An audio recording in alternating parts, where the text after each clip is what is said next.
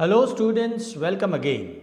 Students, in today's video lecture, we want to discuss T.S. Eliot as a modern poet. We are going to discuss Eliot as the representative poet of the 20th century. In fact, many historians have considered this age, modern age, as the age of T.S. Eliot. Why? Because T.S. Eliot is the most outstanding literary personality of this age. As a poet, as a dramatist, as a critic, as a publisher, he has contributed immensely to English literature, and he has even won the Nobel Prize in 1948. This Nobel Prize was awarded to Thomas Stearns Eliot for literature, and that is the reason why Eliot has been considered as an important person, as an important author of English literature.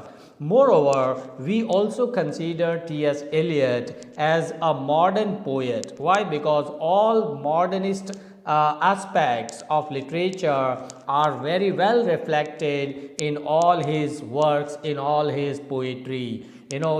What is modernism? Modernism means objectivity. Modernism means break from traditional Victorianism.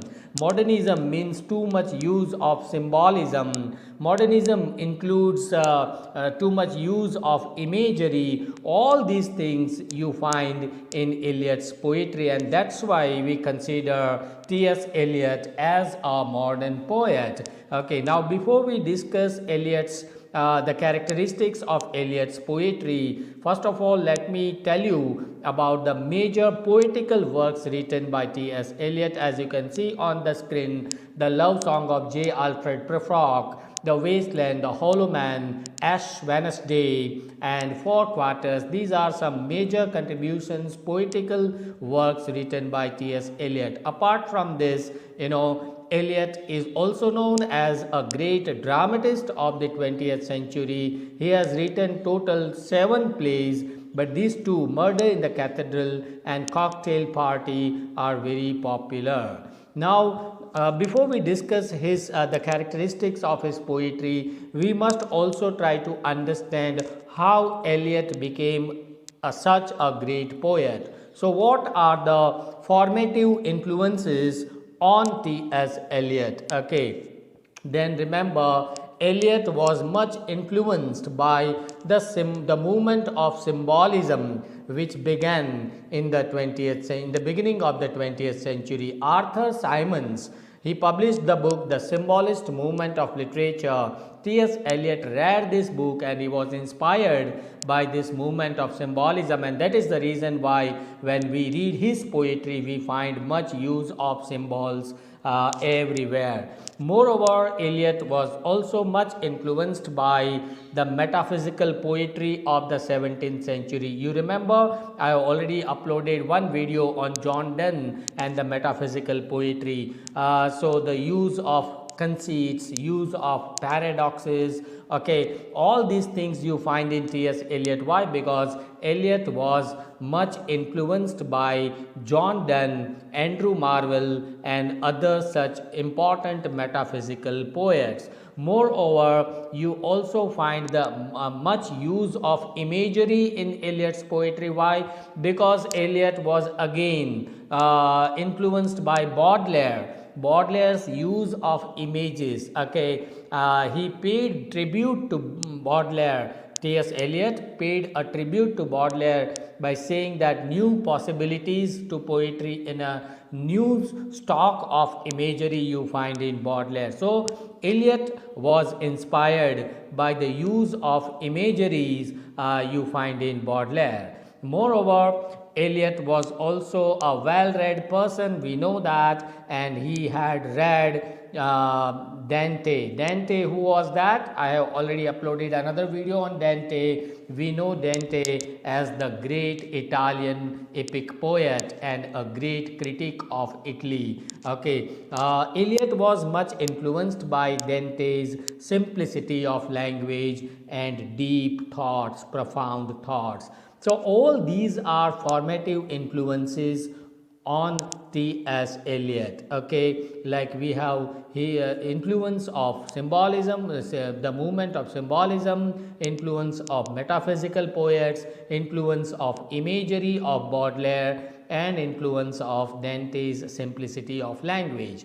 Okay, now, one by one, we are going to examine each feature of Eliot's poetry, and we will try to prove that Eliot was indeed a modern poet. Number one, there is much use of symbols in his poetry. Why? Because his poetry is loaded with very strange symbols, which are capable enough to express some very high serious philosophical thoughts. Okay, like you see, there is a symbol. If you examine the poetry Wasteland, the Wasteland written by Eliot, there you have hundreds of symbols. I have taken a few examples. There is a symbol of water which stands for life or rebirth. There is also another symbol of fire, okay, which stands for excessive desire, okay, of modern man. We have also another symbol of heap of broken images, okay, that stands for what? This is also an important symbol to express the devastation caused by the First World War in the beginning of the 20th century. There is also in the same poem, The Wasteland, we also come across another symbol of death by water. Okay, it is a symbol of purification and salvation. Okay, it symbolizes the solution to the modern society and regeneration. So these are different symbols which we come across in his poetry, The Wasteland. In the same manner is another poem, The Love Song of J. Alfred Prufrock. There also, we find so many symbols. In fact, the character Prufrock himself is a symbol. Okay, he is a middle-aged man who symbolizes an etherized patient upon an operation table. You mark these lines which are very popular. Let us go, you and I, when the evening is spread against the sky, like a patient etherized upon a table. So here the modern man, Prufrock, who is the symbol of the modern man, has been compared to a patient. Okay, the patient is helpless, the patient is suffering. The modern man also suffers a lot because of the First World War. That is what Eliot has presented here. In the same poem, there is a line which goes like, women come and go, talking of Michelangelo.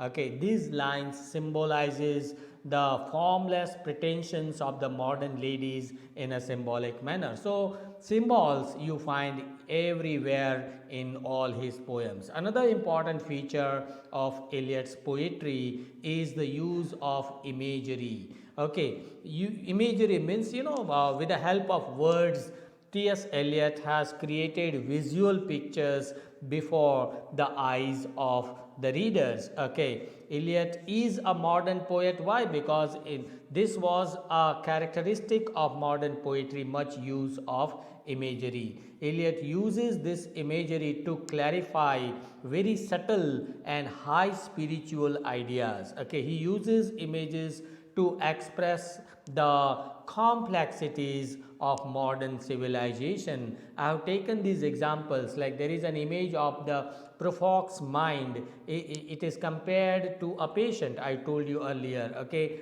also you find there is an image of a typist who is compared to a human engine waiting like a taxi throbbing. Okay, there is also an image of the fog which is compared to a cat. Okay, so these are some images which create pictures before our eyes, and the use of imagery makes him a modern poet. Another important feature of Eliot's poetry is much use of allusions. Allusions means what? When a poet is giving a reference to some past works, past authors. Okay, he talks about Homer, Virgil, which are the ancient poets. He talks about Shakespeare's characters, okay, which are the characters produced by Shakespeare during the Elizabethan age. So when the poet talks about some earlier authors, when the poet gives references to some other characters created by other authors, it is called allusion. In the wasteland, okay, we find so many allusions, like there is a reference to Virgil's Aeneid. Virgil wrote this Aeneid to show Eliot has given this reference of Aeneid to show the sexuality and the condition of the modern woman in contrast to the woman status in the modern society. Moreover, there is also an allusion to William Shakespeare's drama The Tempest. Okay, it suggests the theme of death. Okay, it could be a parallel comparison to the death of modern society. In order to present the picture of modern society, T.S. Eliot has given reference to the Tempest. Okay, so these allusions in the Westland, they show the mental poor condition of the modern man after the First World War. Moreover, if you read his another poem, The Love Song of J. Alfred Prufrock, there also the poem begins, in the very first stanza, the poem begins with an allusion to Dante Alighieri's Inferno. Okay, so there we have a reference to Dante. I told you earlier, no, that Eliot was much influenced by Dante's poetry. Moreover, in the same poem, we also have a reference to Andrew Marvell's poem To His Coy Mistress, and there these lines, there will be time to prepare a face to meet the faces that you meet. Here these words are taken actually from Andrew Marvell's poems. So this is how you can say that Eliot was fond of using allusions, making references to the past authors and their works. Okay. Another important feature of the modern poetry is the use of stream of consciousness technique. Okay, we know that the beginning of 20th century was the time period where psychology was developing faster, science was developing faster, and because of the impact of the development of psychology, the new concept of stream of consciousness technique entered in English literature in the beginning of the 20th century, and this technique actually is also used by T.S. Eliot in his poetry, and this technique reflects the fragmentary nature of the modern man's mentality. It allows the reader to explore the inner self of the modern man. Because of the development of psychology, this new idea came into existence that reality is not what we see from outside, reality is within the mind of the character. So the inner reality was the focus, a main focus of the 20th century writers, and that is what T.S. Eliot has presented here in his most of his poems. Moreover, stream of consciousness also includes too many shifts of time, okay, from past to present to future to present to past. Okay, too many shifts of time are generally presented in stream of consciousness technique of writing literature. And in this poem, Love Song of J. Alfred Prufrock, his thoughts shifts very often from trivial to significant issues and vice versa. This explains the idea of subjective time. There were two times. A new theory of time was developed by the new scientists and psychologists. The subjective time, that is personal time, and objective external time. The time that is shown by your wristwatch is your objective or external time, but the time which is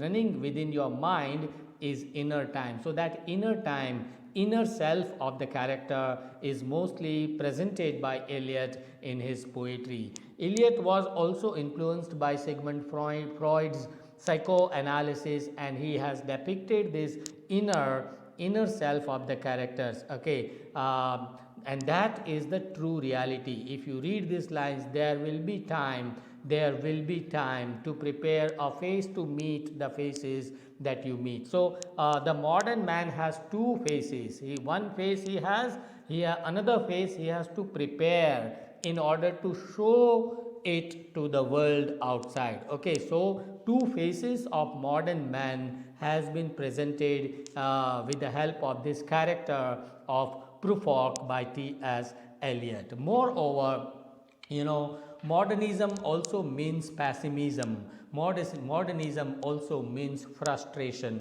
What do you see if you examine the social life of modern man in the beginning of the 20th century after the First World War? You see pessimism, you see negativity. Okay, why? Because hundreds and thousands of people had already lost their lives and man was frustrated. So this frustration and pessimism of modern man has been very realistically presented by T.S. Eliot in all his poems. What is the theme of Prufrock? Theme of this poem, Love Song of J. Alfred Prufrock? The theme is death. Okay, Prufrock is presented as a representative of the modern man who is indecisive. Okay, he even cannot take decision about eating something. Okay, so this much indecisiveness was found in modern man, which has been presented by T.S. Eliot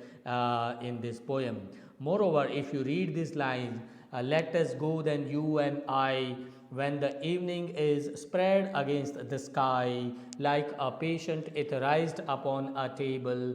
Here, what do we see? We see this degeneration or this frustration of modern man, pessimism of modern man. Why? Because here the character is compared to a patient. Okay, a patient is always suffering from something. Okay, modern man is also a suffering man. Moreover, if you examine his another poem, The Wasteland, there also Eliot has described the modern world, modern pessimistic world. Here the narrator terms the immense panorama of futility and anarchy, which is the contemporary history, that is presented. Okay, life is presented as useless, as meaningless, as trivial. Okay, suffering because of the problems of war. You read this line, April is the cruelest month. Now, April is actually not a cruelest month. Okay, April is a happy month, but the poet has started the poem with this line. The poem begins, The Wasteland begins with this line, which shows the degeneration and pessimism of the modern man. In his another poem, Journey of the Magi, also you find these lines, a cold coming we had of it, just the worst time of the year for a journey, and such a long journey, the ways deep and the weather sharp. Okay, the very dead of winter. Here mark these words, cold coming, it shows pessimism, worst time, the bad period, bad time, that is also suggesting pessimism of modern man. Long journey, okay, dead of winter. What are these? These phrases suggest the frustration of modern men. Another example, if you want, I have taken this example from the poem The Hollow Man, written by Eliot. Read this poem. We are the hollow man. Hollow means nothing, empty people. The modern man is an empty man. We are the hollow man. We are the stuffed man, leaning together, headpiece filled with straw. Alas, our dried voices. Our voices are dried. We even cannot speak properly. When we whisper together, are quite quiet and meaningless. Okay, our speeches, our dialogues, our conversation, they are meaningless. So this is what we find in Eliot's poetry: pessimism, frustration, and degeneration. All these things combined together to make him a modern poet. His use of symbols, his use of imagery, his stream of consciousness technique, his expression of the inner self of the character, Okay, his too much use of allusions and his pessimism, all these things can, you can say, that make him a modern poet in the truest sense of the word. I have taken this quote from G.S. Fraser, a critic of T.S. Eliot. He has rightly said that Eliot is a craftsman. Craftsman means he is an artist. Okay, Eliot is an artist who has provided his successors with new sharp tools as a teacher. So, Eliot is not simply a poet, he is the poet's poet. Why? Because many other poets after him have learnt a lot from his art. Okay, so he is a teacher who has taught other successive poets different tools and techniques of writing poet, whom they have learned how to use the tools and how to keep them clean. So Eliot is a teacher of all other poets according to Fraser. Even the contemporaries of T.S. Eliot like Lewis MacNeice, like C.D. Lewis, like Stephen Spandler. Spandler himself is a great poet. W.H. Auden, again a great modern poet. All these contemporary poets have also learnt a lot from T.S. Eliot's poetry, from T.S. Eliot's use of imagery and his style of writing poetry. So, Eliot was not an ordinary poet, he was indeed a master artist of the modern age, and he was the most representative poet of the modern times. So, here I come to the end, and if you really like this video, I request you students to please subscribe to this channel and don't forget to click on the bell icon so that whenever I upload a new video, you will get the notification. Thank you for watching. Thank you.